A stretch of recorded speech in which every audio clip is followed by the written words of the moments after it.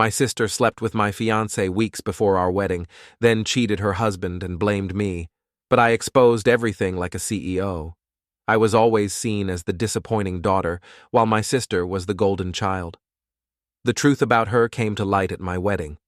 I, a 42-year-old woman, have had a prosperous career as a research professor at a prominent institution, but I have always been the disappointing daughter in my family. After decades of silence, I had to share my story. As my parents' obvious favoritism toward my younger sister, Ava, a 38-year-old woman, finally reached a breaking point, shattering our entire family dynamic. The faint sting of comparison permeates my earliest recollections. When I was 8 years old, I recall sitting in my room, excitedly reading my scientific books, while my mother's voice echoed from downstairs, "Why can't you be more gregarious like your sister?" At the age of 6, Ava had already captured our parents' attention by entertaining their acquaintances in the living room with her theatrical acts. I spent hours disassembling and reassembling old clocks, fascinated by the mechanics of how things worked, while Ava performed and received all the attention. This was an early pattern. For my 10th birthday, I requested a chemistry set, but instead I received some used novels because books are more practical. 2 months later, Ava expressed interest in taking dance lessons, and our parents unexpectedly found money for private instruction, complete with new ballet shoes and specially designed tutus. That same year, when I sought to join the school science club, Mom groaned about the cost and advised me to focus on making friends instead. In those early years, my only family ally was my grandmother, Martha. Her home, just a few blocks away, became my haven. I would spend weekends with Grandma Martha while my parents took Ava to acting classes and dance performances. Before she retired, she taught science in high school, and she fostered my curiosity in a way my parents never did. "Your mind is a gift," she would say, as she taught me about the constellations from her backyard or helped me conduct simple experiments in her kitchen. When we were teenagers, the difference in how we were treated became glaringly apparent. At 14 years old, my renewable energy project won the state science fair, but my parents didn't attend the ceremony because they had to take Ava to a crucial audition. That year, they threw Ava a lavish celebration, inviting the entire extended family, and even hiring a photographer after she was cast in a small role in a local theatrical performance. High school was a blur of scholastic success that went unacknowledged at home. In addition to maintaining a perfect grade point average, I served as president of the science club and editor of the school newspaper. Meanwhile, Ava was starring in school plays and dating the football captain. Her social life and theater endeavors were the topic of every dinner conversation. If my academic achievements were recognized at all, they received only a cursory nod. By the time my college acceptance letters arrived, I had earned a full scholarship to study biochemistry at a prominent university. When Ava decided she wanted to attend a pricey private institution for performing arts, our parents sold our vacation cabin to pay for her education. My mother's response, rather than one of pride, was, "At least we won't have to worry about your tuition. Ava shows such promise we can't let her talent go to waste." During my undergraduate years, I threw myself into my studies, finding comfort in the lab where my intelligence and dedication were finally acknowledged. My professors supported my academic endeavors and encouraged my research, becoming the mentors I had always desired. After graduating with honors, I received full funding for a prestigious PhD program. My parents attended my graduation, but left early because Ava had a callback for a commercial audition. Throughout my 20s and 30s, I steadily built my career. I secured substantial research grants, published widely, and at 40 years old, I was granted tenure, a rare accomplishment in academia. However, family gatherings always revolved around Ava's latest acting gig or her marriage to Richard, a prosperous real estate developer. My achievements in molecular biology research were met with comments like, "Oh, Emily's still doing her science things." When I met David, a researcher in my department, I felt I had finally found bliss. He seemed to share my enthusiasm for scientific advancement and to understand me. Our relationship developed organically from our shared interests, and we collaborated on multiple papers. I believed that when he proposed last year, I would finally have a typical milestone that my family could recognize and celebrate. However, Things fell apart in the most catastrophic way last week. I stayed late at the lab to finish some data for our latest paper. When I went to a passionate embrace on his desk, my fiancé and my married sister were having an affair. Worse than the heartbreaking betrayal was what happened afterward. When I told our parents, they were immediately concerned about Ava. My mother pleaded, "Please don't tell Richard. Think about your sister's marriage. He has a prenup. She'll lose everything if this gets out." My father agreed, saying, "These things happen, Emily. You need to be the bigger person here. I've been the bigger person for 40 years.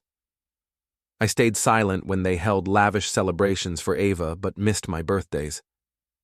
I stayed silent when they flew across the country to attend Ava's community theater performances but missed my PhD defense. I swallowed my hurt when they told me I needed to learn how to be financially independent but helped Ava buy her first home. Amid all this turmoil, an unexpected event occurred. 3 weeks ago, I met Michael at a university fundraising event. He was there to present ideas for our new science facility, a 45-year-old architect who designs research facilities. Michael listens with genuine attention when I discuss my work, unlike David, who often engaged in intellectual competition with me. He asks insightful questions and shares his creative approach to designing spaces that support scientific advancement. Last week, I called my grandmother, Martha, to tell her about Michael, and she noticed a change in my voice. "You sound lighter, dear.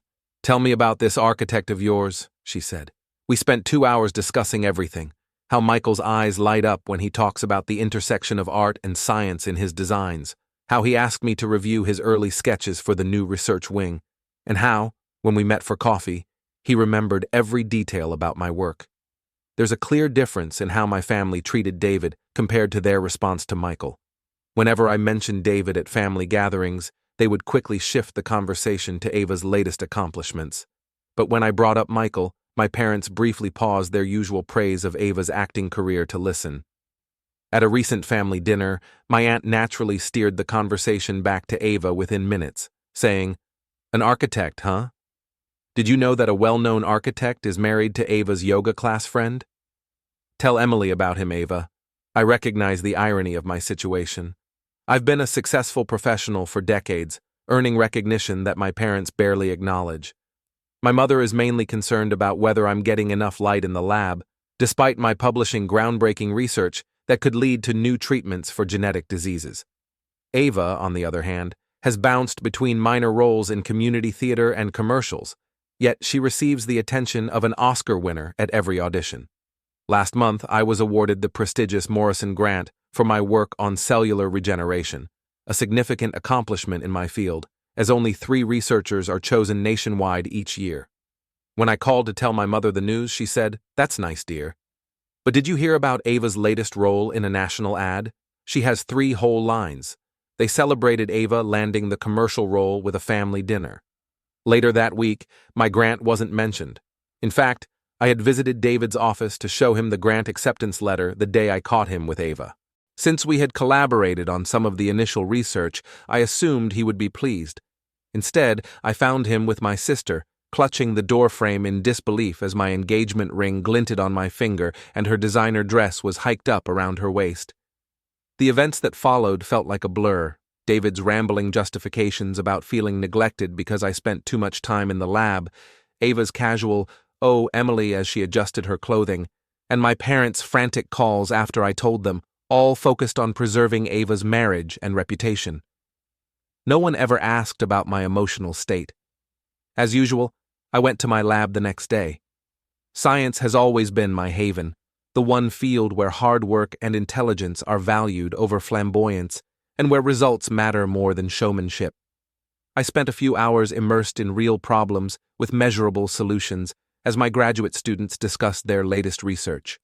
However, something had changed within me. For the first time in my life, I felt outraged rather than just hurt by my family's actions. It was a powerful, liberating anger, not the quiet resentment I'd harbored for years. I recognized that I no longer needed their approval. Looking at the grant letter on my desk, the papers I had published, and the students eagerly awaiting my guidance, I realized I hadn't needed it for years. That night, I had dinner with Michael. Since the fundraiser, we had been spending time together casually, but I had been hesitant to share too much about my family's dynamics. His steady presence and genuine interest in my thoughts made me feel safe enough to tell him everything. As I described 42 years of systematic dismissal and favoritism, his architect's eyes were analytical and focused. He listened without interrupting. After I finished, Michael was quiet for a moment before saying something that shifted my perspective. In architecture, we sometimes encounter buildings that look flawless on the outside, but have serious structural flaws that can't be fixed with cosmetic repairs. In those cases, the kindest thing we can do is admit the foundation is unsafe and build anew. I've tried being the perfect daughter, the brilliant researcher, the understanding sister. I've downplayed my accomplishments to avoid overshadowing Ava and minimize them to spare my parents the cognitive dissonance of acknowledging them while maintaining their narrative of Ava as the special one. I've spent my entire life trying to fix a fundamentally flawed family structure. Last night, I had dinner with Grandma Martha, who, at 92 years old, is still as sharp as ever and sees through our family's dynamics. Swirling her tea with a poise that belies her advanced age, she said, "Your parents have spent so much time making Ava the star of their show that they've forgotten there are other stories worth telling. But you, my dear, have been writing your own story all along. Perhaps it's time to stop letting them edit it." She took my hand and continued, "You've always been enough. I'm writing this now because I've made a decision. Michael and I have been discussing marriage, not engaged yet, but heading that way. When the time comes, I won't have a large family wedding, nor will I invite my parents or Ava, who would inevitably try to make it about herself in some way. Instead, I'll have a small celebration with the people who have truly supported me. Grandma Martha, my Aunt Linda, my colleagues who value my work, and Michael's family, who have shown me more genuine interest in 3 weeks than my own parents have in 42 years. Yesterday, I let Ava's call go to voicemail.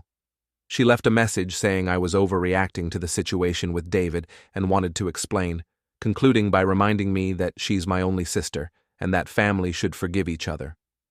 I deleted it without responding.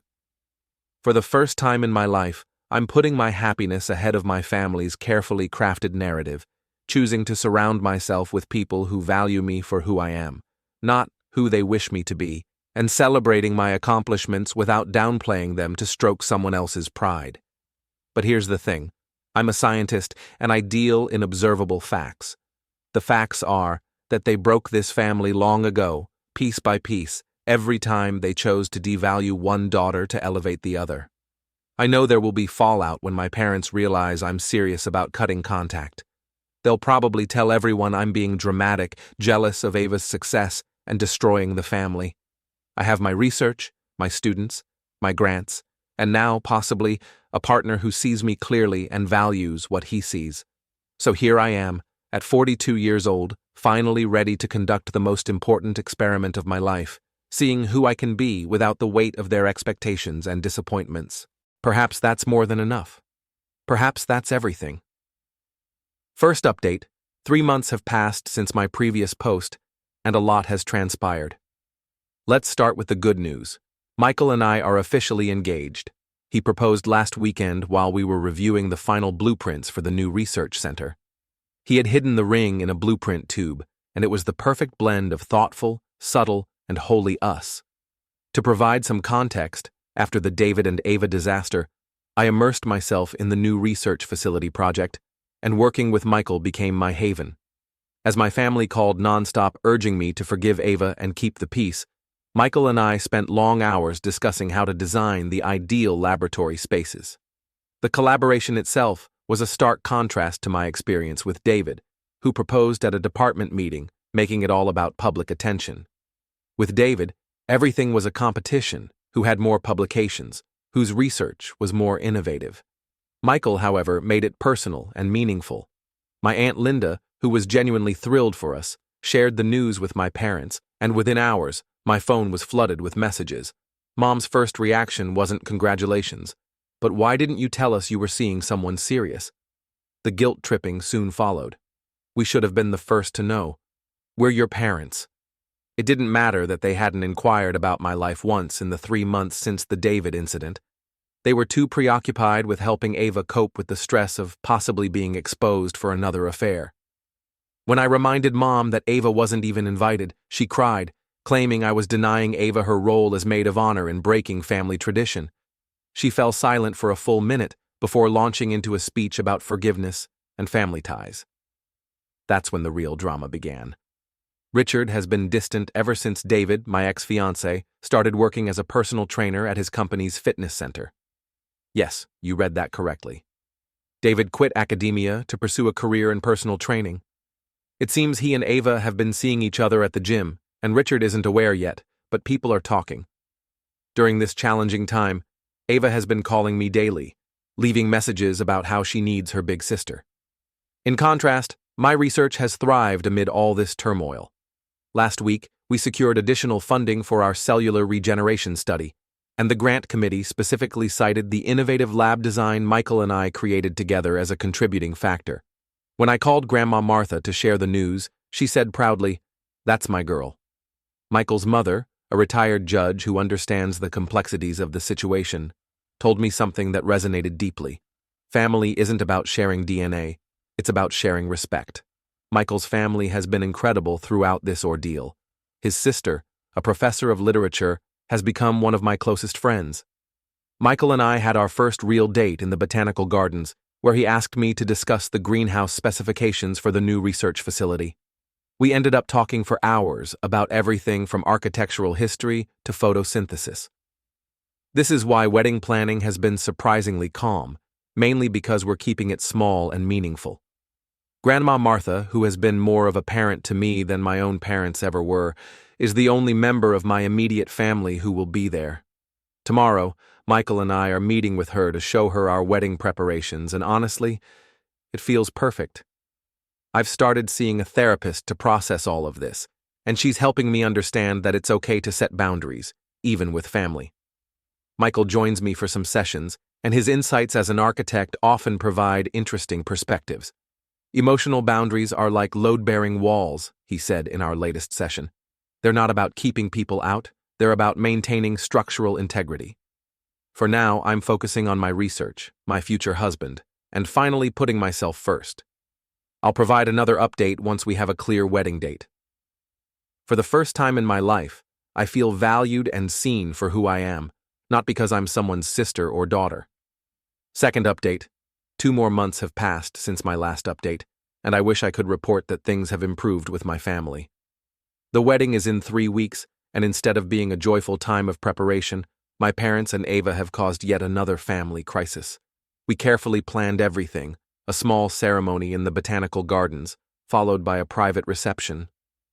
I made it clear to my parents that Ava was not invited, and the guest list included Grandma Martha, a few close relatives who have always supported me, my colleagues, and Michael's family. My Aunt Linda called to warn me after overhearing Ava boasting about the surprise she was planning for my wedding. It turned out she had already bought a dress that, in her own words, would show everyone what a real star looks like. I learned yesterday that my parents had not only shared the wedding details with Ava, but had actively encouraged her to attend. When I confronted my parents, they acted as though they were helping me. "We couldn't let you make the mistake of excluding your only sister," Mom said, adding, "She's got a beautiful speech about sisterly forgiveness. It will make the wedding so much more meaningful." I had to reiterate that someone who had an affair with my ex-fiancé is not allowed to speak about forgiveness at my wedding. The most frustrating part was their response. "But she's going through such a difficult time with Richard. He's been so cold to her lately, and she needs her family's support." Michael, who has been tremendously supportive throughout this ordeal, quickly called our wedding venue to arrange extra security after I informed him of Ava's planned intrusion. The irony that Ava's marriage to Richard is unraveling at the same time I'm starting a new life with Michael is not lost on me. Richard has finally started questioning her frequent gym visits with David, and my Aunt Linda says there have been tense arguments at their home. Yet, in my parents' eyes, this makes Ava the victim who needs help, not the mastermind of her own downfall. In addition to the gym, a colleague spotted David and Ava having lunch together at a cafe near the university, looking very intimate. I brought this up to my mother, hoping she would finally see the pattern, but she dismissed it as Ava being a supportive friend to someone going through a career change. This week, my parents tried a new tactic. Dad, who has never shown up at my lab unannounced in my entire academic career, tried to convince me that keeping Ava out would create a rift that could never be healed. I looked at him, standing there, a man who had never taken an interest in my work, and said, "The rift was created when you consistently chose her over me. It was widened when you dismissed her betrayal of my trust." Grandma Martha, bless her, assured me, "Don't worry about Ava, I'll be stationed at the entrance." She wouldn't dare try to get past me. At 92 years old and still sharp as a tack, Grandma Martha doesn't tolerate nonsense and offered to run interference on the wedding day. My research lab has become my haven during all this chaos. The clarity of data analysis and the precision of scientific work are a welcome contrast to the emotional manipulation I'm dealing with at home. Michael's brother, who works in private security, has arranged for a few colleagues to attend the wedding disguised as guests. I've also hired additional security, though it pains me that I have to protect my own wedding from my sister's intrusion. The venue has been given photos of Ava and strict instructions not to allow her entry. 3 weeks before the wedding, I should be thrilled about marrying an amazing man who supports my career, respects my boundaries, and loves me for who I am. Instead, I'm planning how to prevent my own sister from ruining my wedding day. My graduate students have noticed my increased presence in the lab, but they've been incredibly supportive. I will provide another update after the wedding. Regardless of Ava's presence, I am marrying Michael, and I will no longer allow my family's drama to overshadow my happiness. Third update: yesterday was the wedding, and while I wish I could say everything went smoothly, my family managed to pull off one last dramatic moment. This time, something unexpected happened, the truth was revealed, and the fallout was both painful and freeing. Despite all our precautions, Ava and our parents showed up at the botanical gardens. Ava, as expected, wore a white dress more suited for a red carpet event than a morning garden wedding. My mother was sobbing uncontrollably about how cruel it was to exclude them, while my father tried to reason with the security team.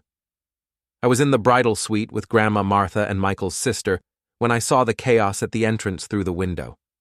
Something inside me finally broke. After years of being the accommodating daughter, staying silent as they belittled me and justified Ava's actions, it all came to a head. I stepped out to the entrance, still in my wedding dress. Ava launched into her performance when she saw me. "Emily, how could you do this to me? I'm your sister. I came here to support you, to show you how much I love you." She stopped talking when she saw Richard's car pull into the parking lot. Yes, Richard, her husband, had reportedly followed her there. A scene straight out of a movie unfolded as Richard confronted Ava about her relationship with David. Despite her attempts to deny it, David called her phone, which was on speaker, and everyone heard him ask if she was still coming over later. My mother turned to me and exclaimed, "Look what you've done. If you had just invited your sister properly, none of this would have happened." Instead of confronting Ava about her actions, that was the last straw. In a surprisingly calm voice, I responded, "No, Mom. These are her choices, not mine. She chose to have an affair with my fiancé while married, to attend my wedding uninvited in white, and to keep seeing David behind Richard's back." Turning to our guests, I continued, 3 years ago, I found Ava and my then fiancé, David, together in his office. When I told our parents, they never once asked how I was feeling. They were only concerned with protecting Ava's marriage because Richard has a prenuptial agreement. Richard's expression shifted from hurt to anger. "A prenup? Is that why you've been pretending everything's fine?" he asked Ava, who broke down in mascara-streaked tears. She admitted that the affair with David had started before he and I were engaged, that she pursued him out of boredom, and because she couldn't stand that for once, I had something she didn't. Richard turned and left without another word, and Ava ran after him, yelling his name. My parents, still more concerned about Ava's failing marriage than their other daughter's wedding day, followed them. An extraordinary thing happened next. The remaining guests, my colleagues, Michael's family, Grandma Martha, and the relatives who had consistently seen through Ava's deception, formed a protective circle around us. Michael's mother, a retired judge, asked, "Now, shall we have a wedding?" Michael's vows moved me to tears. He pledged to love me, to always see me, to value my mind as much as my heart, and to build a life based on mutual respect and understanding. The ceremony was beautiful, with the gardens in full bloom, and the morning sun casting a natural spotlight through the trees. Today, my Aunt Linda told me that Richard is divorcing Ava, and the prenuptial agreement means she will receive nothing. My parents are inconsolable, trying to figure out how to support her, but for the first time in my life, I don't feel compelled to join in the drama. Michael and I are on our 2-week honeymoon in New Zealand, visiting some of the world's most cutting-edge research facilities between hiking excursions and wine tastings. A perfect fusion of science and leisure, much like us. Grandma Martha called this morning to check on me and observed, "Some of the most significant experiments are the ones where everything goes wrong, but you end up discovering something revolutionary." As always, she's right. Amid all that chaos, I found my own strength. I'm not sure what the future holds for my family, but I'm focusing on my new life with Michael, my research, and the family we've chosen. One built on genuine love and respect rather than duty and rivalry. I suspect my parents will eventually reach out, likely to ask me to help Ava get back on her feet. For now, it's time to start my honeymoon with my incredible husband, who loves me for my dedication to science, not despite it. This will be my final update. Here's to fresh starts, clear boundaries, and, at last, the freedom to be who I truly am. I, Emily, found solace in science as a child, my curiosity a shield against my parents' dismissal. At 10, I'd sneak into the garage to tinker with broken radios, each fixed wire a small victory. But my triumphs were invisible at home. When I won a National Science Award at 16, Mom said, "That's nice, but Ava's play is tonight." I buried the hurt, pouring myself into research. My PhD felt like a rebellion, proof I was enough, even if they couldn't see it. Meeting David, I thought I'd found someone who valued my mind. His proposal sparked hope that my parents might finally celebrate me, but finding him with Ava shattered that dream, revealing the truth I'd avoided. I'd always be second. Michael's quiet respect, his questions about my work, showed me what love could be. I'd spent decades dimming my light for Ava's spotlight, but now I'm ready to shine. Ava's charm was her currency honed from childhood. At 6, she'd twirl for guests, basking in their applause. Every role, every boyfriend fed her need to be adored. But my successes unnerved her. I remember her at my college graduation, flirting with my friends, steering attention back to her. When I got engaged, her affair with David wasn't just desire, it was sabotage. She couldn't bear me having something she didn't. Her confidence masked a fragile ego, terrified of being outshone. Her dramatic wedding crash was her last attempt to claim the stage, but it exposed her desperation. Our parents built a shrine to Ava's charisma. Mom, once a small-town actress, saw Ava as her second chance at stardom. Dad, a practical man, measured worth by attention, and Ava's flair dazzled him. They ignored my science fair ribbons, calling them hobbies, while Ava's recitals were family events. When I earned my scholarship, they sighed in relief, not pride, saving their energy for Ava's tuition. My engagement threatened their narrative. Ava was the star, not me. Defending her affair was their reflex, protecting their golden child over family. Their denial at the wedding, blaming me for Ava's choices, showed their foundation. A fantasy where Ava could do no wrong. These backstories reveal why I broke free, why Ava clings to the spotlight, and why our parents chose illusion over truth, leading to their family's collapse. Thank you for watching. If you haven't subscribed yet, please do so and hit the notification bell to stay updated with more shocking real-life stories happening around you.